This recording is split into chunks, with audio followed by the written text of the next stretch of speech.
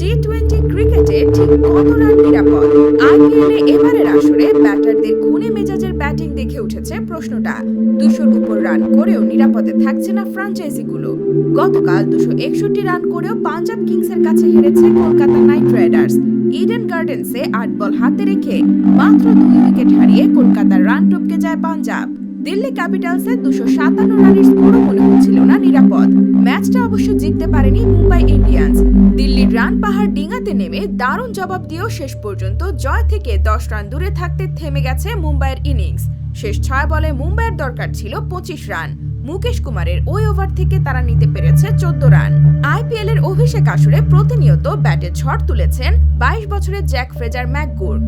6টি ছক্কা এবং 11টি চারে মাত্র 27 বলে 84 রানের সাইক্লোন ইনিংস খেলেছেন ম্যাকগুর্ক। নির্দয় ব্যাটিংয়ে মাত্র 15 বলে পূরণ করেছেন তিনি 50।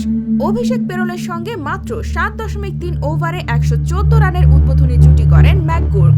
258 রানের কঠিন লক্ষ্যে নেমে দিকল ভার্মার ঝোড়ো হাফ সেঞ্চুরি, অধিনায়ক হার্দিক পান্ডের 24 বলে 46 এবং টিম ডেভিডের 17 বলে 37 রানের ক্যামিওতে জয়ের সম্ভাবনা জাগিয়েও শেষ পর্যন্ত কাঙ্ক্ষিত লক্ষ্যে পৌঁছাতে পারেনি মুম্বাই। 247 রানে থামিয়ে 10 রানের জয় নিয়ে মাঠ ছেড়েছে দিল্লি ক্যাপিটালস।